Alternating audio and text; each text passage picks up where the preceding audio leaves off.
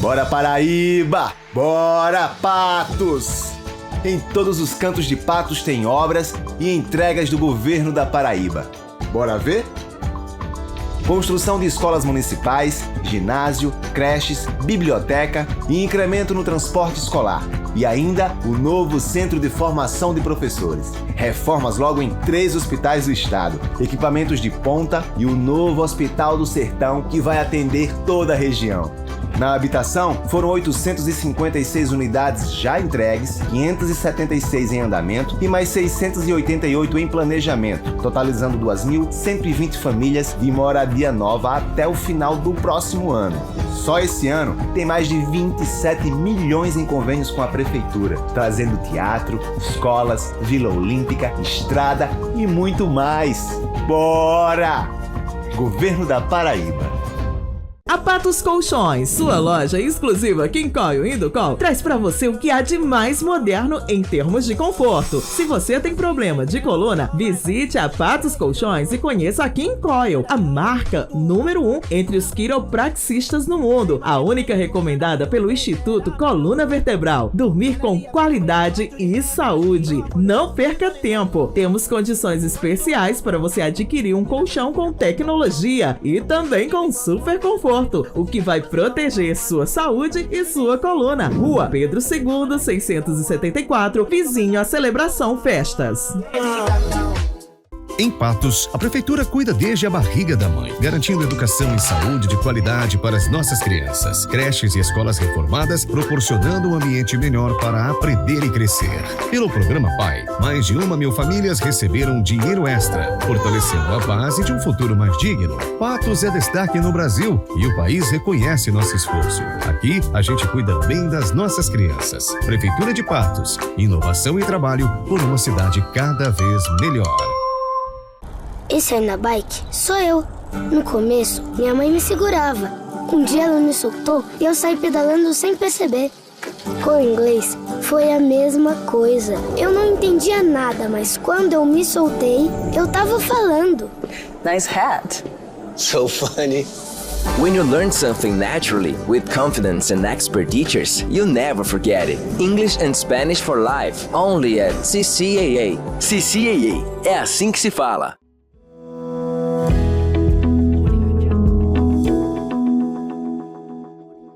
Olá pessoal, tudo bem com vocês? Estamos aqui com mais um episódio do nosso podcast Fique Bem e eu conto com a audiência de todos vocês através das nossas plataformas digitais @TV Sol Patos, no YouTube, Instagram e Facebook e também nos nossos canais de TV, na Brisa TV no canal 184, na TCM Mossoró no canal 244 e na LM TV no canal 2 para toda a região do Cariri. E o tema de hoje vai ser um tema extremamente importante e necessário. Vamos falar sobre ansiedade e depressão em crianças. Como identificar e tratar essas crianças. Nesse mundo tecnológico que a gente vive hoje, nós temos a necessidade de olhar mais para as nossas crianças. E sim, essas crianças, elas podem sim desenvolver ansiedade e depressão ainda na primeira infância. E para conversar sobre isso, vamos trazer aqui Bianca Rodrigues, que é psicóloga clínica, e ela vai falar para a gente sobre todas essas curiosidades que a gente tem, sobre esse conhecimento científico que a gente pode aprender mais sobre como se ter esse manejo com essas crianças nesse processo mais ansioso e depressivo. Seja bem-vinda, Bianca. Muito obrigada, boa tarde a todo mundo, né? É um prazer estar aqui. Que legal, Bianca, um prazer te receber aqui. E para que a gente possa te conhecer um pouco melhor, a gente quer que você fale um pouco sobre quem é Bianca Rodrigues. Então, eu não sou daqui de Patos, nasci em Mogi das Cruzes, São Paulo, mas longe. Mas o meu pai e a minha mãe são daqui de Patos, né? Então, quando eu tinha uns 11 anos, nós nos mudamos pra cá e estamos até hoje, né? Que era a cidade natal deles, né? Sim. E aqui eu fui concluindo, né, o meu ensino fundamental, o 2, né? Um eu fiz lá, concluí o 2 aqui, o ensino médio. E sempre foi um sonho cursar psicologia para mim, né? Então, ali quando eu já saí do ensino médio, eu fui cursar psicologia aqui no Unifip mesmo, né? E aí, posterior a isso, fui me encantando com a área infantil, trabalhei como acompanhante terapêutica e aí fui fazendo as minhas especializações também nessa área, né? Eu tenho uma pós em transtorno do espectro autista pela FIP, e também estou terminando uma em desenvolvimento infantil. Fora isso, eu também sou missionária, né? Eu faço parte da comunidade católica Shalom, sou postulante na comunidade de Aliança, né? E desempenho todo esse trabalho missionário também. E eu acredito que seja isso, assim, as duas melhores versões minhas, né? A missionária e a psicóloga, que eu acredito que fazem parte desse chamado para a minha vida, nessa vocação, cuidar das pessoas, né? Do espiritual e também do psicológico. Que maravilha, Bianca, com certeza. O espiritual é sempre muito importante, né, na nossa vida, e a gente tem que sempre valorizar e fazer muitas vezes acender esse espiritual que muitas vezes se apaga dentro das pessoas, né? E que a psicologia também traz esse espiritual como muito importante. Exatamente. Para além das religiões, né, a comunidade que eu faço parte, ela é católica, né? Mas independentemente disso, nós vemos cientificamente, né, falando o quanto a espiritualidade colabora na melhora, né? Faz parte também do tratamento para aqueles que têm uma espiritualidade, né? Tanto nos casos de ansiedade, de depressão, como qualquer outro transtorno, né? Isso é comprovado cientificamente, né? O quanto a espiritualidade também pode se tornar um pilar, né, de sustento ali, para ultrapassar essas adversidades e também interligar o tratamento, né? Da psicoterapia e das medicações, quando necessário.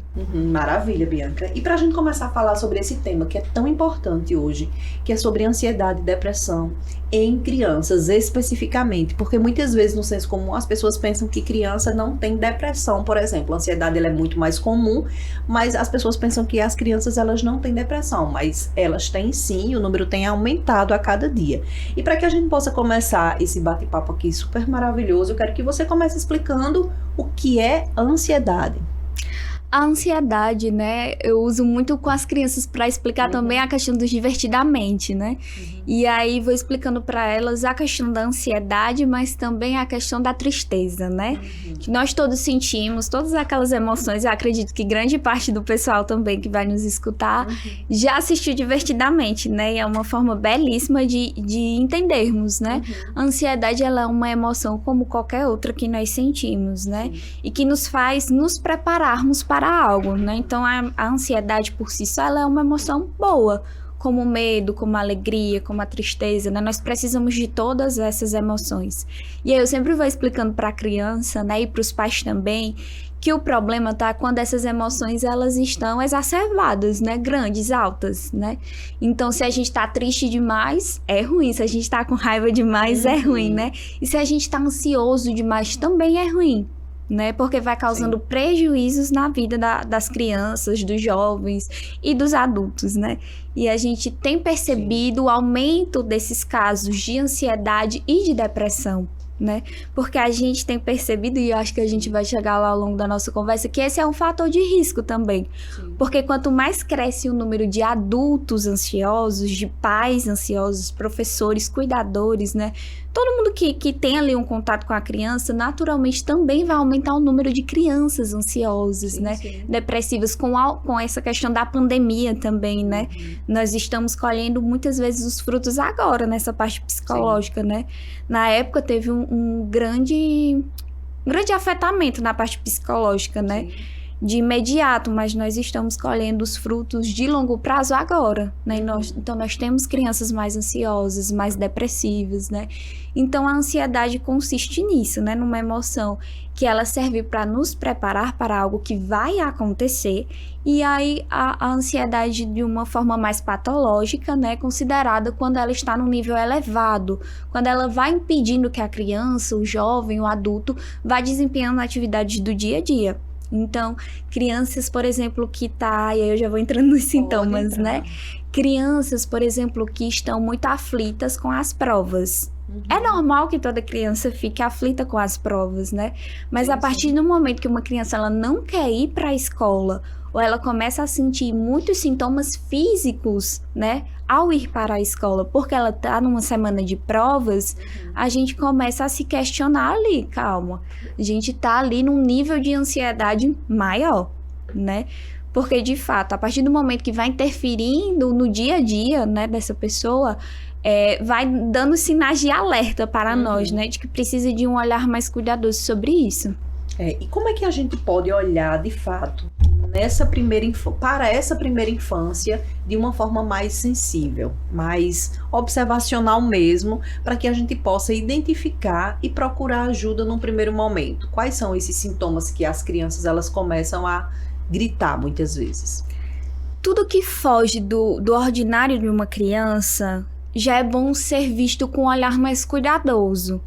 Então, se aquela criança ela nunca teve problema de ir para a escola e num belo dia ela acorda e mamãe, eu não quero ir para a escola, né? A gente sabe que tem as crianças ali, né, que estudam muito cedo e não querem. Mas a gente sabe diferenciar quando um filho não quer ir porque ele quer dormir um pouco mais, porque ele tá um pouco doente, ou quando essa situação é recorrente, né? Então, as alterações de apetite também, medo excessivo de ir para a escola, de ficar num lugar que antes ficava tranquilamente, né? Alterações no sono. Então, aquela criança, ela dormia tranquilamente a noite toda. Agora, essa criança passa a acordar várias vezes durante a noite, tendo pesadelos muitas vezes, ou a própria dificuldade para dormir, né? Então, tudo aquilo que vai fugindo do ordinário que aquela criança outrora fazia, agora ela não faz mais, tudo isso nos chama a atenção. Opa, eu preciso avaliar isso aqui. Será que essa falta de alimentação é uma questão biológica ou está acontecendo alguma coisa, né? Então, a gente vai percebendo essas mudanças. Eu acredito que para os pais, para os professores, para os cuidadores, eu acredito que é olhar para o ordinário. O que é que aquela criança não está mais fazendo que ela fazia antes, né? Sim. Todas essas dificuldades no próprio dia a dia.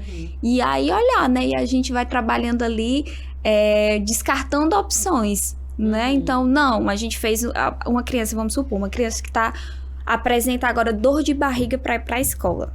E ela é medicada, tudo mais, mas não passa. Então, para ainda.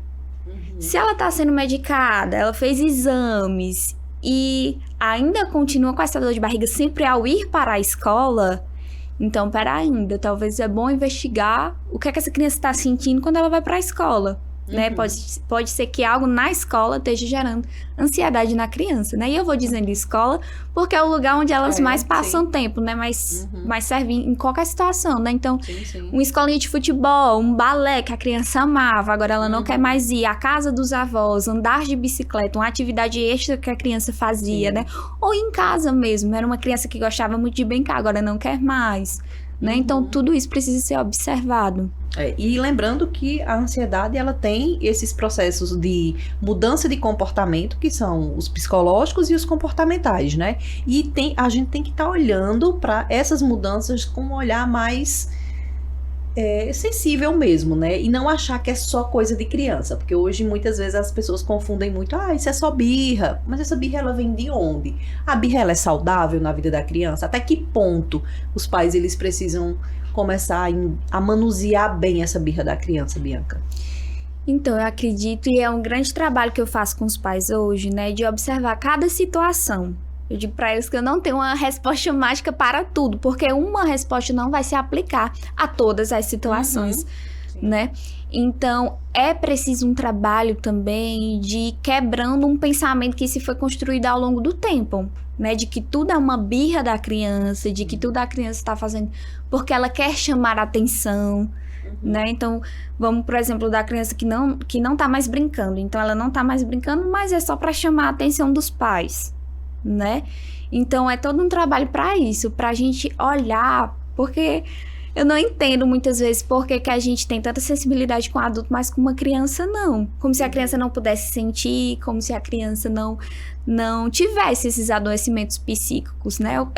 Eu acredito muito que a diferença é na forma de expressar. Sim, claro. É muito mais fácil eu chegar pra você e dizer assim, Daisy, olha, eu tô tendo uma indisposição, eu não tô querendo mais levantar da cama. Eu acho que tá me faltando vitamina, ou eu tô com algum sintoma diferente, alguma questão hormonal, ou alguma questão psicológica, né? E aí eu, como adulta, eu vou lá em busca de ajuda e de investigar. Mas se uma criança, ela passa a acordar e não querer mais levantar da cama, A gente não vai pensar que é uma falta de vitamina, é uma questão, sei lá, uma indisposição por outro motivo, né? Mas a gente vai pensar que é uma birra. Isso. Né? Que a criança ela não quer se levantar porque ela quer ficar o dia todo deitada, porque ela está numa preguiça, né? Que a gente pode associar muito isso aos casos depressivos, né? Então a criança vai perder, um dos sintomas também, né? E o mais comum é a perca de interesse por aquilo que outrora fazia muito bem, né? Que a criança fazia muitas vezes, as atividades preferidas dela, né? E aí a gente vai colocando muitas vezes como preguiça, né? E a gente precisa olhar para as crianças com o olhar de como nós olhamos para os adultos também, né? De que são pessoas que têm as mesmas necessidades que nós. Muitas vezes eles não conseguem expressar como nós, né? Mas a gente precisa ter esse cuidado atento. E é isso que vai fazer toda a diferença. Bianca, então vamos lá, ser mais objetiva. Como é que se o meu filho acordar de manhã e ele não quiser ir para a escola, né? Como é que eu vou saber se ele tá com um sintoma depressivo ou se ele tá com preguiça de ir pra escola, né? É muito importante ver a frequência que isso acontece também. Sim. Uma coisa é o seu filho não querer ir pra escola na segunda-feira, depois de um final de semana, ali que ele tava descansando. Outra coisa é ele não ir a semana inteira, ele não querer ir a semana inteira. Ou ele ir e mesmo assim ficar passando mal na escola, por exemplo, com dor de barriga, com dor de cabeça. Coisas que já são medicadas, mas que a criança continua apresentando, né? Então aí a gente precisa ter um olhar diferenciado, né? Eu acredito que seja nessa linha. E como é que a depressão, ela se instala na vida de uma criança? Então, pode ser por fatores genéticos, né? A grande parte dos transtornos psicológicos tem essa parte genética, né? E aí também por situações que a criança vai passando ao longo da vida.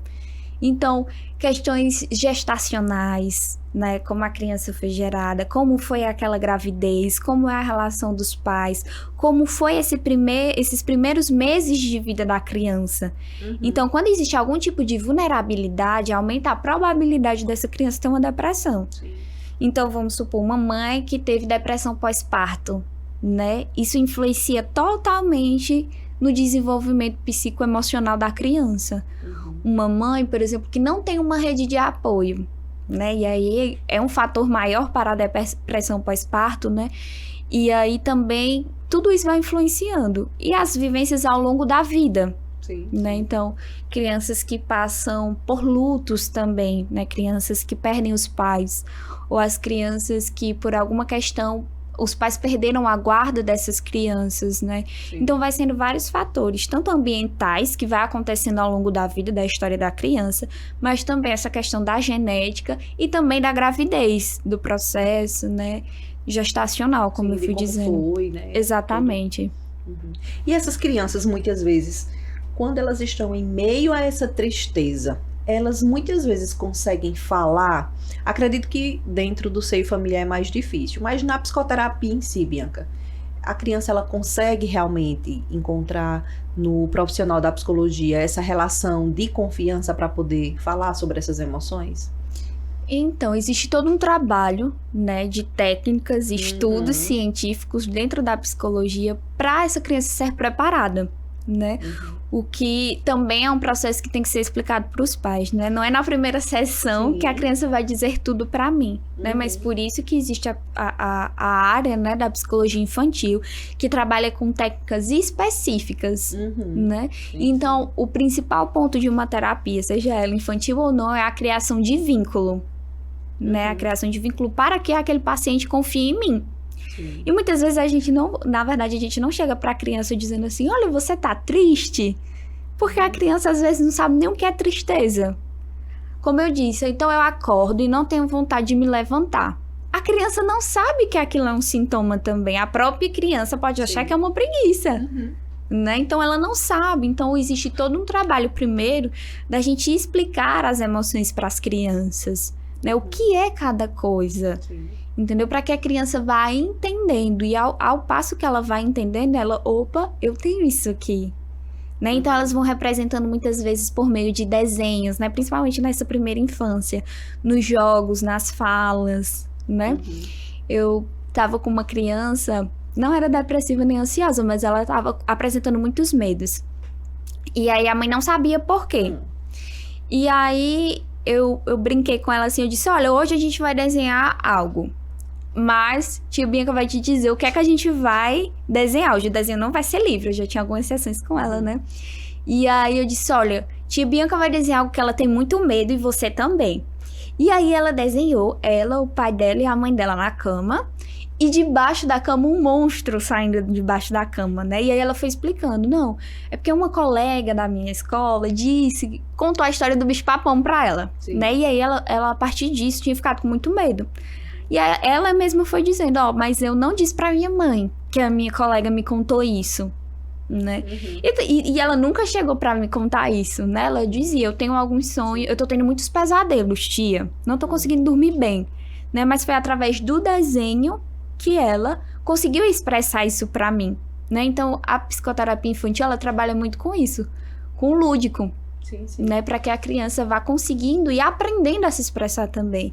Nessa parte do conhecimento das emoções, nós trabalhamos também a habilidade social de conseguir expressar bem o que está se sentindo. Claro, de acordo com o que é esperado para uma criança, né? E você falou aí muito bem do lúdico, Bianca, explicando que esse lúdico são técnicas que existem em evidências científicas, né? Porque muitas vezes os pais levam as crianças para terapia e perguntam depois da sessão, meu amor, fez o quê? Eu só brinquei com a tia, né? Explica esse brincar e a importância dele para que realmente essa sessão de terapia ela seja realmente eficaz. Muitas vezes eu costumo dizer, onde vocês veem brinquedos, nós vemos oportunidades. Né? Acho que uma terapeuta infantil, ela nunca vai numa sessão de brinquedos. Você quer ver alguém louco? É uma terapeuta infantil numa loja de brinquedos, né? Mas nós não olhamos aqueles brinquedos como brinquedos. Eles são ferramentas, instrumentos de trabalho. Né? Então, vamos pegar uma coisa muito simples. Uma dama. Uma dama que nós, adultos, jogamos, né? Se você for parar para ver, tá trabalhando a atenção, a concentração, a estratégia, o raciocínio lógico. Então, é dessa forma que nós utilizamos os brinquedos. Então, quando eu vou comprar um brinquedo, né, na verdade, geralmente eu já tô assim, lá no shopping, por exemplo, e eu passo na loja e digo, caramba, que brinquedo legal. Isso dá para estimular isso, isso e isso. E eu tenho um paciente que tá precisando trabalhar isso e isso, né? Então, a gente vai conseguindo, através do brincar, porque uma criança, ela não é como um adulto, né? Que vai sentar, vai passar 50 minutos conversando com você. Né? A criança, ela precisa do lúdico, do brincar, da brincadeira. Né? Mas é uma brincadeira com objetivo. Bem direcionada, exatamente. Que, inclusive, elas falam muito no processo ali de quando estão brincando, né? Exatamente. Porque elas vão se intertendo tanto ali naquele processo que a fala, ela vai ficando também mais livre. E aí a gente vai organizando também a sessão a partir da demanda da criança, né? Então, nós temos os baralhos também, né? Os baralhos terapêuticos, que contém muitas perguntas. Então, você pode associar aquelas perguntas com outra brincadeira. Então, enquanto você tá brincando, você pergunta alguma coisa para a criança. Ou até mesmo nos desenhos, no meio dos jogos, ela vai falando. Então aconteceu essa situação na minha casa esse final de semana. Então a gente tá jogando um jogo que fala sobre a escola, né? Na minha escola aconteceu uma situação tão chata, tia. Aconteceu isso, isso e isso. Então, eu gosto muito de utilizar os filmes também, né? Os vídeos, para as crianças entenderem. Os personagens, né, que elas adoram. Little Stitch agora, né, que tá uma febre e tudo mais. Então, a gente vai pegando esses personagens, as situações que eles vivem e também trazendo pra criança. Olha, você já passou por uma situação dessa, né? Então, o Orion e o Medo do Escuro, né, que é um filme que tem na Netflix. Esses dias eu passei um trecho dele, o começo, né, que é uma criança que ele tem aparentemente, assim, uma fobia social. Então, ele tem medo de tudo. Ele tem um caderno de medos. Vai passando na Netflix. E aí, eu mostrei pra uma paciente minha. E aí, quando terminou, eu disse assim, ele tem muitos medos, né? E ela tem. Você conhece alguém que também é assim? Aí ela, tia, eu acho que eu, né? Então, ela vai se percebendo, né? Então, assim, é o melhor jeito de você trabalhar com a criança, tá? A gente vai pegando um jogo com o objetivo voltado para aquela sessão, para aquela demanda daquela criança. Eu atendo 2 irmãos que são gêmeos, né? E aí, às vezes, um fica assim, tia, você jogou tal jogo com meu irmão e comigo você não jogou, né? Mas é porque as demandas de cada um são diferentes, né? Eu tento explicar isso para eles, né? Porque aí, de fato, a gente vai usando o jogo, o vídeo, a atividade de acordo com a demanda da criança. Até porque a gente tem que entender que toda criança é diferente. Exatamente. Né? Pode ser irmãos, pode ser gêmeos, pode ser o que for, mas todas as crianças são diferentes. Inclusive quando o psicólogo ele trabalha, por exemplo, com a criança que é autista. Né? Muitas vezes as pessoas olham e dizem, mas isso é porque autista é tudo igual. Todos têm os mesmos comportamentos, todos pensam do mesmo jeito, agem do mesmo jeito. E não é, né, Bianca? É importante que a gente entenda que todo transtorno tem suas especificidades. Exatamente. Na questão do autismo, nós já temos a separação por 3 níveis, né? Isso já nos diz que existem sintomas diferentes. Mas ainda assim, mesmo nessas diferenciações, nesses níveis, né? Existem pessoas extremamente diferentes. Então quer dizer que toda pessoa nível 3, né? Todo autista nível 3, ele não vai falar, ele é não verbal? Não é bem assim, né? Então a gente vai vendo essa própria diferença dentro das categorias dos níveis, né? Nível 1, nível 2 e nível 3. E também sobre essa questão dos níveis e autismo, né? Não é que um seja mais fácil que o outro, ou que um seja mais difícil que o outro, né? A questão do nível tá relacionada ao nível de suporte que aquela criança precisa. Mas não que o nível 3 ela é mais difícil que o nível 1, né? Cada um vai tendo... igualam a grau, né? Exatamente. Não tem nada a ver. Exatamente. Cada um vai ter uma dificuldade específica. Né, em alguma área específica, que pode estarem ligadas, né, e pode não estarem ligadas. Por isso que é tão importante esse manejo clínico, né, com a criança, e é tão importante que os pais se atentem a isso e levem de uma forma precoce a criança para o processo de psicoterapia. A partir de quantos anos, Bianca, os pais eles já podem levar a criança para o processo de psicoterapia? Porque muitos pais às vezes dizem, não, mas é muito pequenininho ainda. Mas a gente sabe que quanto mais cedo, melhor. Então, eu acredito que essa demanda de mais cedo, assim, exige muito nas questões do transtorno do neurodesenvolvimento, né? Que é essa questão de TDAH, autismo, né? E aí, a partir do momento que você identificar sintomas, você pode estar levando, né? Então, quais são esses sintomas na questão desse tipo de transtorno, né? Aquilo que é esperado para a idade da criança que ela não faz. Então, existe uma caderneta, né, da criança, onde é um instrumento muito valioso. Porque ali vai falando dos marcos de desenvolvimento. Né? E a gente precisa, claro, a gente sabe que à mesma medida que cada criança tem o seu tempo, porque não é que deu 5 meses, todas as crianças de 5 meses vão estar fazendo as mesmas coisas, né? Mas espera ainda, se a minha criança tem 8 meses, mas ela não faz uma coisa que uma criança de 5 meses faz, né? Nos dá um alerta de que devemos levar para a investigação, né? Então, eu acredito que... E também dos profissionais da saúde, né? Estarem encaminhando esses pacientes, né? O pediatra, que é ali o médico que está mais acompanhando o desenvolvimento daquela criança, né? Fazer esses encaminhamentos. No SUS, a enfermeira, o médico também, seja qual for o profissional, né? Que está mais perto nessa idade e fazendo esses encaminhamentos quando necessários. Até quando a criança é pequenininha e, por exemplo, está no berçário. Né, que as pessoas ali do berçário vão percebendo alguns comportamentos que são mais disfuncionais e que podem ir pontuando isso com os pais também, né? Exatamente, assim. Boa parte das crianças, elas são encaminhadas pela escola, né? A escola solicita para os pais que os mesmos procurem esse processo de psicoterapia, né? O que é muito importante que os professores estejam capacitados, né? Que haja essa capacitação, né? Para esses professores, né? Que as escolas, que o governo promovam esses momentos de capacitação dos profissionais. Sim, entendo. Por isso que é tão importante a gente estar fazendo sempre essa ponte escola-família, né? É uma coisa que todo mundo tem batido muito nessa tecla para que a família também participe da escola, né? Porque muitas vezes a família ela se distancia, coloca a criança na escola e vira as costas, vai para casa e tudo bem, não tem mais esse acompanhamento. E aí essa ponte também ela é importante, né, Bianca? A gente diz que é um tripé, né? O processo de psicoterapia, a família e a escola. Porque não tem como eu trabalhar com a criança a escola também trabalhar, mas em casa não ser trabalhado. Sim, sim.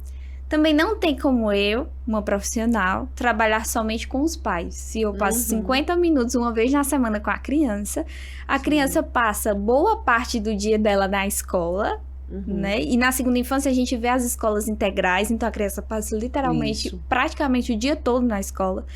Se essa intervenção, ela só vai alcançar a mim e aos pais. Não vai uma orientação para a escola. Então, mas se a criança está passando a maior parte do tempo na escola... Então, como é que a gente acorda um manejo aqui, mas a escola não sabe? Né? Então, é muito importante essa comunicação entre a escola, o processo terapêutico e os pais, porque somos uma equipe, né? Não adianta um fazer, adianta, né? Mas não vai obter o resultado desejado. Sim, sim, né? claro. A eficácia do tratamento. E quando nesse processo de investigação é descoberto que a criança sofre bullying na escola, especificamente porque ela passa uma boa parte do tempo lá, como é que se identifica, como é que se conduz nesse processo? Muitas vezes é algo que a gente se depara muito na clínica, né? Porque essas crianças, muitas vezes, elas não querem dizer para os pais, porque certamente os pais vão na escola. Sim. E existe toda aquela parte do agressor, né? De que se contar e ele for prejudicado, ele vai aumentar aquele ato que ele faz no bullying, né? Seja com palavras, seja com agressões, né? Empurrões, coisas que a gente vê que aparentemente são muito sutis para as crianças, né? Mas que de fato existe isso, né? Então, eu acredito que nessa parte nós voltamos também à questão dos pais, do olhar atento, né? De não negligenciar, de dizer isso é coisa de criança, né? Porque, de fato, principalmente os meninos, eles têm umas brincadeiras de luta, né? De empurrões, mas entender, né? Se o seu filho chega dizendo que tá acontecendo alguma coisa na escola, que algum coleguinha está falando algo sobre ele, que ele tá se sentindo desconfortável, é válido esse olhar, né? Dos pais chegarem pra escola, da escola ter também esse olhar, né? Porque às vezes eles falam, mas eu falei pra minha tia, né? Tia da escola, professora, né? Mas são tantas pessoas ali, são tantos alunos, né? Que às vezes os professores não conseguem ver. Mas a partir do momento que a família aciona a professora, né? Olha, fica aqui de olho, né? Ou alguém da escola, por exemplo, na hora do recreio, fica mais fácil de identificar e ver realmente o que está acontecendo. Novamente, a gente entra no trabalho em conjunto, né? Da terapia, família e escola.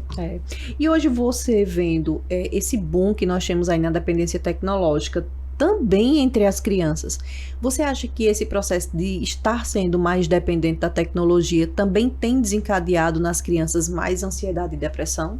Com toda certeza, né? Aumenta nos adultos, e como eu comecei falando, né? O aumento de ansiedade e depressão nos adultos também é um índice de aumento nas crianças, né? Tanto pelo fator genético, como a gente já conversou, mas também a criança, ela vai aprendendo a partir da observação e da imitação, né? Então, a forma como uma pessoa ansiosa vive, isso vai ser absorvido pela criança. Então, também ela vai ser mais impulsiva, ela vai ser mais agitada, ela vai sempre estar em estado de alerta porque ela cresceu aprendendo assim, né? Porque os pais também são, né? E aí, qual é o boom, né? Qual é a pedrinha no sapato ali, né? Da tecnologia nesse aspecto de ansiedade?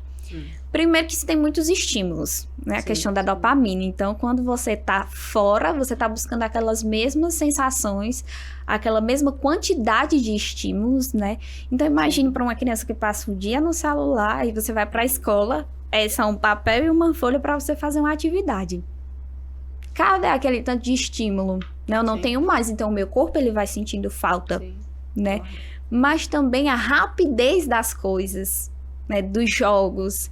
Em minutos aqui eu consigo criar um jogo, né? Eles conseguem criar um jogo muito fácil. E na vida real não é assim, né? No dia a dia na escola não é assim, nas dificuldades de casa não é assim. Então tudo isso vai aumentando, né? A necessidade de urgência que as crianças vão tendo. Né? Porque eu não posso resolver agora o meu problema, né? A prova, como é que eu vou fazer? Não posso resolver, então eu vou ficando muito ansioso. E já no celular eu consigo resolver tudo muito fácil. Né? Então, isso vai contribuindo para como a criança vai aprendendo a reagir às coisas, né? Como é que ela vai aprendendo a solucionar as coisas, né? Então, aqui no meu celular é muito fácil, mas na vida real é muito difícil. Então, eu quero ficar somente aqui. Né? E fora as alterações na atenção, na memória, né? Toda essa parte cognitiva que vai afetando também. E também a questão das habilidades sociais, né? Que a gente percebe também que a criança, quando ela está imersa à dependência tecnológica, ela fica muito mais tempo no celular, no tablet ou até mesmo na TV, e também conseguem fazer amigos, entre aspas, nessas redes sociais também, muitas vezes, que até crianças têm tido redes sociais, que é um perigo, né, Bianca? Exatamente, principalmente, sobretudo, quando não é supervisionada pelos pais, né, assim, aí é que é um perigo maior, porque a gente vê, né, essas crianças tendo muitas vezes contato com adultos, né, a questão dos fakes, né, que vão se identificando como crianças ali, então é um grande perigo, mas um grande perigo também do que a criança está tendo acesso, né, a questão, por exemplo, da depressão, né, nós vemos muitos jogos de morte, né, muitos jogos violentos, e a gente sabe que isso vai mexendo com a cabeça da criança, né, sobre essa parte das habilidades sociais. Isso é muito importante, né? Porque se eu estou aqui com você e a gente está conversando, mas à medida que eu pego o meu celular aqui e vou olhar alguma coisa que está acontecendo, esse momento que eu tô aqui, eu já não estou mais interagindo com você. Sim. Então, se eu passar o resto do podcast aqui olhando pro meu celular, eu posso estar conversando com várias pessoas aqui num grupo, mas eu não tô mais olhando para você. E aí as crianças vão vivendo isso, né? E elas vão perdendo oportunidades, porque a gente já sabe como interagir. Isso. Né? Mas uma criança, ela não sabe, ela tá aprendendo. Né? Então, se ela tá no celular, ela tá perdendo oportunidade de se envolver com outras pessoas. E aí, isso é uma questão muito importante, um fator que contribui muito para a ansiedade, sobretudo social. Né? Nós temos hoje uma dificuldade, muitas vezes, no consultório, das crianças a apresentarem coisas na escola, das crianças a apresentarem trabalhos em grupo, de fazer amizade, porque elas não sabem mais como chegar nas pessoas, nas outras crianças, né? Então, isso tem, de fato, causado uma grande baixa nas habilidades sociais que a gente vai precisando trabalhar na clínica. Né? E aí é onde a gente também vai vendo o isolamento das crianças, porque há algum tempo atrás você via que a criança se encontrava com outra na rua, já começava a desenvolver uma brincadeira, mas hoje não. Hoje, geralmente, cada uma está com o seu celular e ali a brincadeira ela se torna individual mesmo, né? E muitas vezes uma criança não olha nem para outra. Estão juntas, mas cada um na sua atividade, isso, né? na sua atividade. Então, muitas vezes é onde existe o atraso na fala, é onde existe o atraso na questão da cognição, do pensamento, da criação, da própria imaginação que a criança ela tem já inata, né, desde o desenvolvimento. E isso vai prejudicando tudo aquilo que ela pode se tornar. Por isso que é tão importante limites. E aí é outra coisa que a gente não vê os pais colocarem na vida, na rotina das crianças. Esses limites, Bianca, esse dar um não de vez em quando, é saudável para as crianças? Não é só saudável, como é necessário, né? Até nessa parte de ansiedade nos adolescentes e depressão também, a gente vai verificando, e nos adultos também, a baixa tolerância à frustração. Enorme. Né? Então, isso vem de quê? Da onde? Da vida toda, né? Do processo de criação. Então, se a criança não aprende lá na frente que existe um tempo para cada coisa, que existe coisas que ela não vai poder fazer porque ainda não é o tempo, porque não tá na hora, porque não é saudável para ela naquele momento, ela vai crescer achando que a vida não tem um limite. E aí, quando ela chega na parte da adolescência, que de fato existe um limite, nas escolas hoje não pode celular. E exatamente. Esse é um limite. É uma lei. A escola não pode permitir que os alunos levem celular. E agora?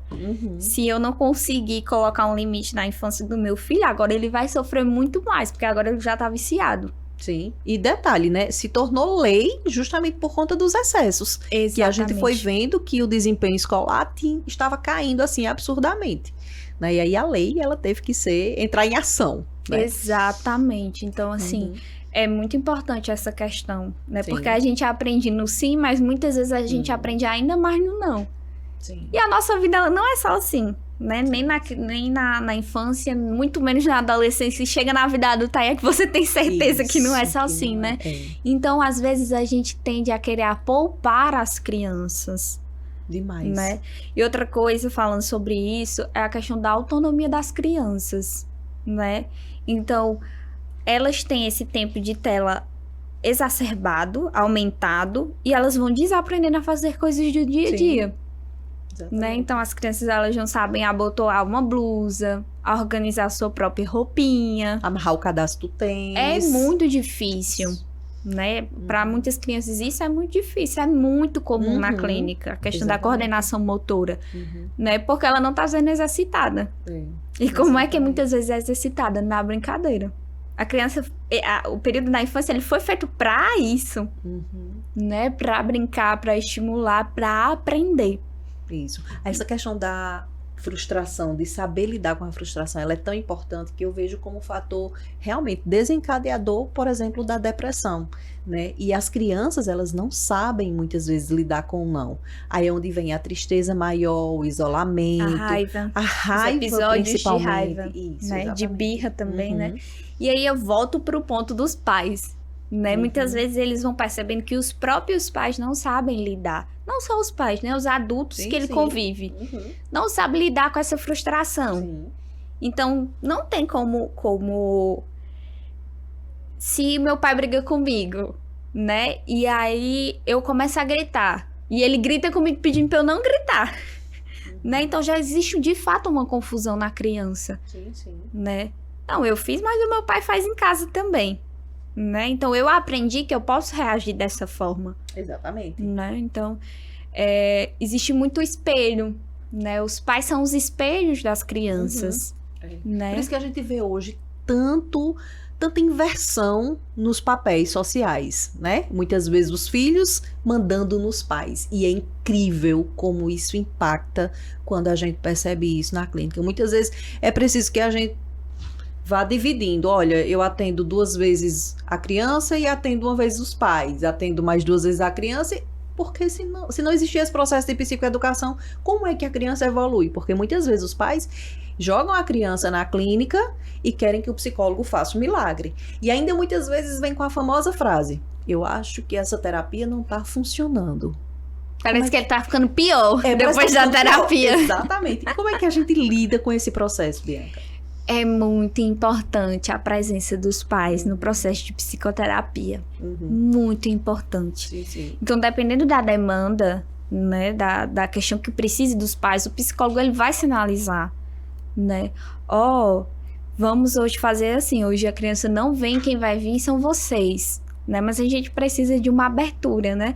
Eu entendo que existe toda uma rotina ali da família, os pais trabalhando, né? Muitas vezes no horário que é da criança, mas precisa acontecer essa organização, tanto do terapeuta, né? Essa flexibilidade, e também na rotina dos pais, né? Porque senão não tem como a gente fazer o trabalho. Que era como eu ia dizendo anteriormente, se só eu sei lidar com a raiva daquela criança, né?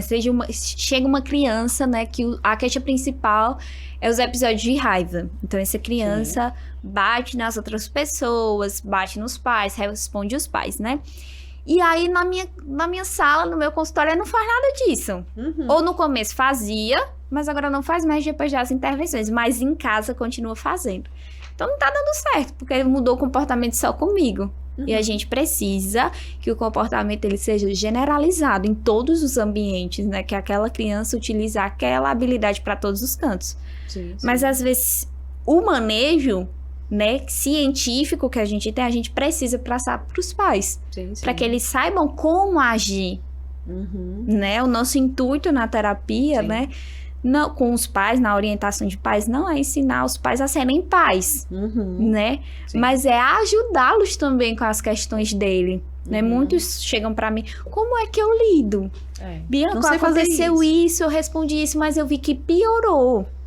Minha filha veio com ansiedade, eu tava tendo uma crise de ansiedade, eu fui tentar dizer que não era aquilo que ela tava pensando, e ela disse, você não me entende, então Bianca, o que é que eu faço? né? Os pais mais participativos, né? Então, a gente tem esse arcabouço teórico para ajudar esses pais, né? Então, é muito importante que os pais estejam engajados nesse processo, né? Para que a gente possa ter um tratamento mais eficaz. E principalmente quando a gente fala que os pais precisam estar engajados nesse processo, é para que eles sentem, conversem e também alinhem esses pensamentos em torno de uma criação, de educação, de valores, de tudo isso. Porque outra coisa que a gente vê muito, a mãe trata de um jeito e o pai trata de outro. Quando acontece essa divergência, Bianca, o que fazer?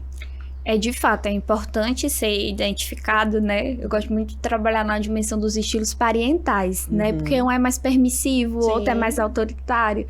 E às vezes inverte a situação também, né? Mas é importante que seja estabelecida uma comunhão nos pensamentos da criação, né? Sim. Não, nós acreditamos que aqui em casa é isso e isso aqui não pode. Porque celular na hora do almoço, por exemplo. Então, a mãe não quer, mas o pai deixa. Sim. Ou a mãe tá fazendo o almoço, a mãe deixa, né? E o pai não quer. E aí a criança chega, né? Da escola, vai almoçar. E a mãe toma isso lá, o pai, mas eu já disse que eu não quero. Mas a mãe, mas eu tô ocupada. Nas situações do dia a dia, né? E aí a criança fica perdida, sem saber quem obedecer. Né? Então é importante que se entre num consenso, numa comunhão de opinião. Não, como é que a gente vai lidar com essa situação aqui? Ou até mesmo no dia a dia, porque pode acontecer, né, situações novas que cada um ainda não tinha conversado, né, e que cada um tem um pensamento. Então, pera, aconteceu a primeira vez, a gente viu que a gente tem pensamentos diferentes, vamos voltar aqui, vamos conversar sobre isso, vamos ter chegar no meio termo entre as nossas opiniões diferentes, né, acho que faz muito parte, né, de uma relação de pais e também muito necessário para que a criança não comece a ficar confusa. Ou apresentar, o que acontece muito também. Quando a minha mãe tá em casa, eu apresento um comportamento. Mas quando eu estou com meu pai, eu apresento outro. É bem comum. Por isso que muitas vezes, quando a mãe pontua alguma coisa, o pai chega e diz, mas isso é coisa da sua cabeça, você já tá inventando. Eu não vejo isso. Eu não vejo isso. Ou situações que o pai vê, mas que a mãe não vê. Né? Então, existe muito isso nas primeiras sessões, né? Não, mas eu não acho que seja por causa disso. Sim. Eu acho que é por causa disso. E é muito importante também ouvir as duas perspectivas, né? Sobre a criança, sobre o que está acontecendo, mas é preciso esse alinhamento entre os pais, da conduta que vai ter sobre a criança. E falando mesmo no processo depressivo, eu vejo que os pais, eles só se preocupam muito quando se tem um diagnóstico de depressão, ou quando realmente se fala que, seu filho, sua filha está com pensamentos suicidas. Aí parece que os pais, eles levam um choque bem grande e é como se parassem para pensar agora, a partir daí, o que é que vão fazer de fato, né? Quando a criança, ela tá com esses pensamentos, Bianca, o que fazer? Psicoterapia. Sempre, né? Exatamente, porque a gente precisa também, nessa questão da depressão, é toda uma avaliação, né? Então, o que foi que aconteceu antes? Existe um evento, algo que mudou na vida da criança, então, por exemplo, um luto. A gente vai fazer toda essa investigação na anamnese também, como foi a gestação, porque a gente vai ver todos os fatores de risco, porque vamos lá. Geralmente, quando uma criança chega na psicoterapia, ela não chega com um laudo. Sim. Claro, tem os primeiros, os que vão para os psiquiatras, os casos mais graves, e aí vem encaminhado para nós, né? Sim. Mas, tirando esses casos, né, a maior parte eles vêm por causa da escola, por causa das atividades extras que eles fazem, né? Um professor notou, uma tia, uma familiar notou, na verdade, né? E aí ele chega com um sintoma. Mas não é porque a criança tem um sintoma que ela tem depressão. Isso serve para ansiedade também. Né? Então, no caso da depressão, a gente vai todo olhar, porque vamos voltar ao exemplo do luto. O pai da criança morreu. E aí faz 2 meses que ela não quer ir pra escola, que ela tá desanimada para ainda. A criança tá vivendo o processo de luto ou é uma depressão? Né? Agora faz 3 anos e a criança continua, né? Um ano, nem precisa 3 anos, né? 1 ano. A criança tem crise de ansiedade, a criança não consegue falar no pai. Aí a gente vai vendo que é um luto que precisa ser trabalhado, né? Que pode ter gerado um quadro depressivo. Mas a gente vai nessa avaliação, entendendo toda a história do paciente, né? Em relação aos pensamentos suicidas, a gente precisa verificar também se essa criança está assistindo a alguma coisa, Sim. se tem alguma história que a criança conheça, né? Porque os pensamentos suicidas, eles são numa perspectiva de livrar a dor, Sim. né? Então, eu não encontro outra forma, né, de lidar com isso. Então, tudo que eu tentei já não funciona mais, então eu vou pensar em tirar a minha vida, porque assim resolveria o meu problema, né? Então, é muito importante, quando existe essa questão dos pensamentos suicidas, uma maior observação por parte dos pais, né, constante naquela criança, e também do processo terapêutico, Sim, né, sim. da gente ir mostrando para aquela criança, entendendo, acolhendo primeiro os sentimentos, né, porque Sim.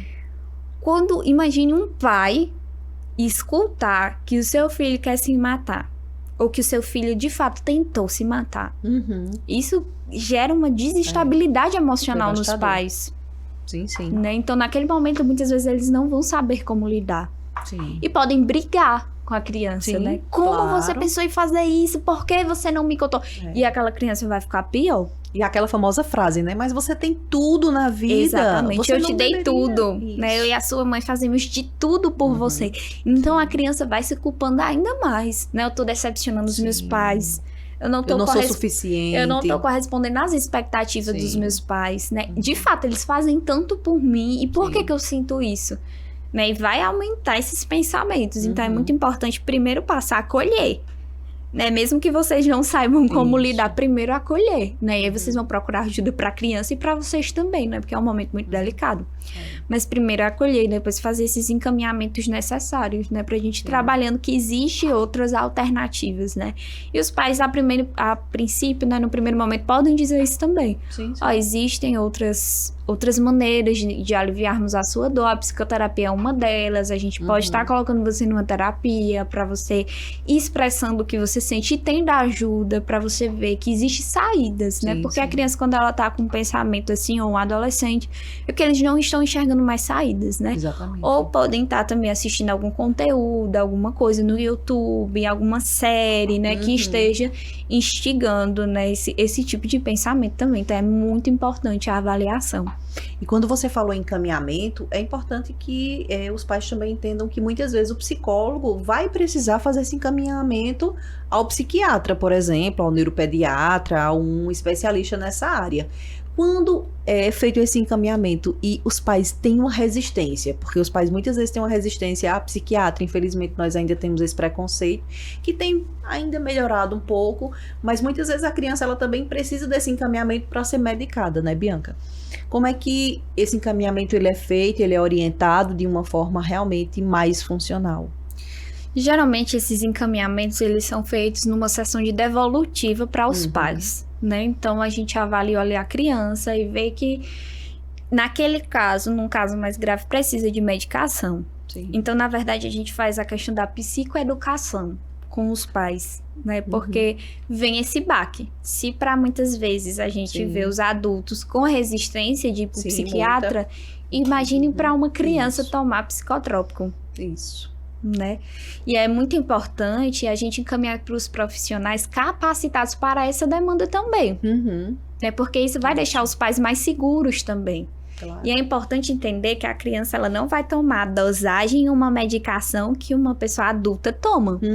Então, tudo isso é explicado, a necessidade do porquê também, Sim, claro. né? Quais os benefícios daquilo, é tudo explicado nessa sessão, para que os pais, eles se sintam seguros em dar esse passo. Porque não é só dizer, né, olha, precisa de um psiquiatra, né? Porque senão eles não vão aderir. É muito importante essa conversa, essa psicoeducação, essa explicação, deixar os pais abertos para dúvidas também. Claro. O que é que vocês acham? O que é que vocês pensam diante disso? Eu, como profissional, estou dispondo para vocês que precisa, mas o que é que vocês acham disso? Pra gente também entender esse feedback de Isso. não, eu tenho muito medo, e aí a gente vai trabalhando em conjunto também, porque é necessário, muitas vezes só a psicoterapia ela não vai Isso. bastar naquele momento, né? Em Exatamente. casos mais graves de ansiedade, depressão e de outros transtornos também a gente vai precisar do tratamento medicamentoso. Perfeito. Bianca, estamos chegando a mais um final do nosso podcast. Foi muito bom todo esse esclarecimento que você trouxe, mas eu queria muito que você deixasse uma mensagem para esses pais que estão nos vendo, nos ouvindo agora, ou para todo o público que nos acompanha sobre esse olhar mais atento que é preciso se ter para essa primeira infância, né? Para como eles se comportam, como eles agem, o que eles pensam principalmente. Deixa aí o seu recado para que as pessoas possam entender um pouco sobre isso. De fato, se você vai observando, como eu disse, algo que foge do ordinário da sua criança, né? Busque acolhê-la. Primeiro passo é acolher, né?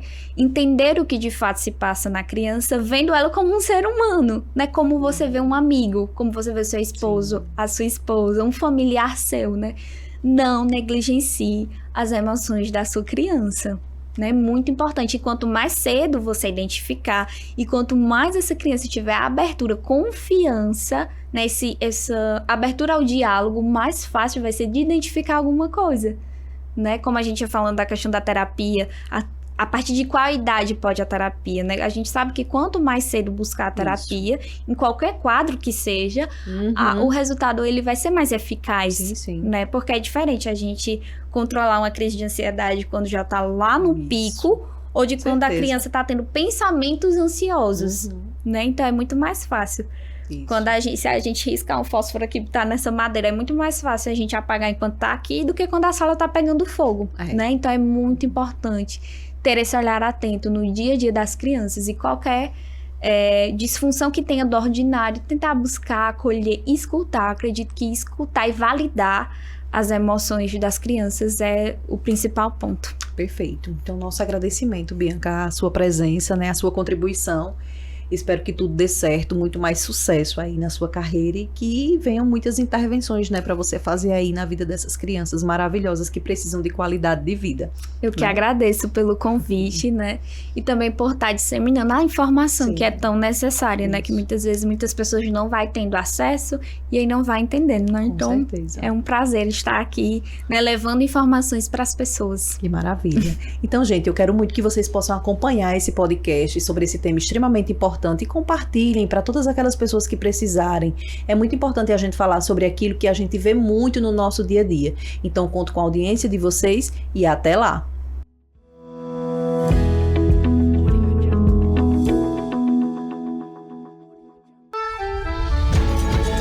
Bora Paraíba! Bora Patos! O governo da Paraíba já investiu nessa gestão 1 bilhão e 300 milhões de reais em Patos. Bora ver? Reformas logo em 3 hospitais do estado, equipamentos de ponta e o novo Hospital do Sertão, que vai atender toda a região. Restaurante popular servindo 250 mil refeições por ano. Abono natalino chegou para mais de 10 mil moradores. Bora que tem mais! Escolas construídas e reformadas, mais segurança na região com o Centro Integrado de Comando e Controle e o novo batalhão da PM.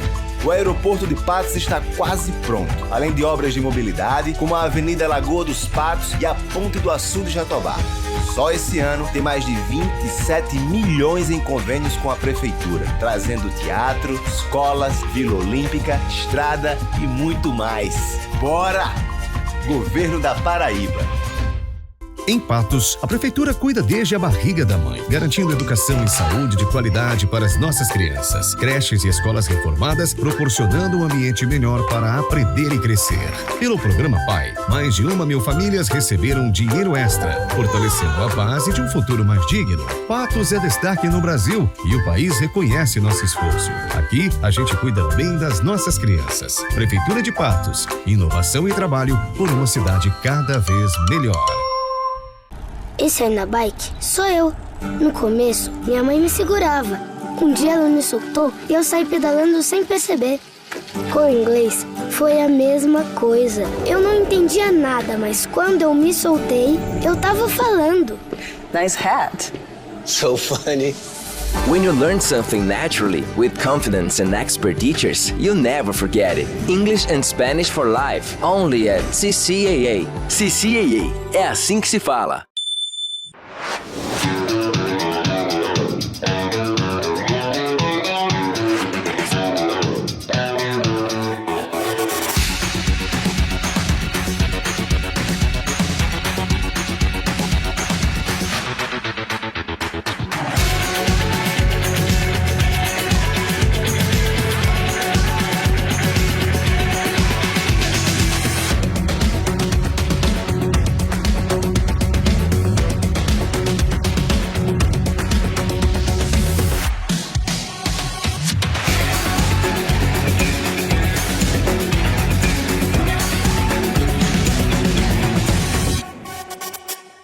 Patos Colchões, sua loja exclusiva Quincoio Indocol, traz pra você o que há de mais moderno em termos de conforto. Se você tem problema de coluna, visite a Patos Colchões e conheça a Quincoio, a marca número 1 entre os quiropraxistas no mundo, a única recomendada pelo Instituto Coluna Vertebral. Dormir com qualidade e saúde. Não perca tempo. Temos condições especiais para você adquirir um colchão com tecnologia e também com super conforto, o que vai proteger sua saúde e sua coluna. Rua Pedro II, 674, vizinho à Celebração Festas.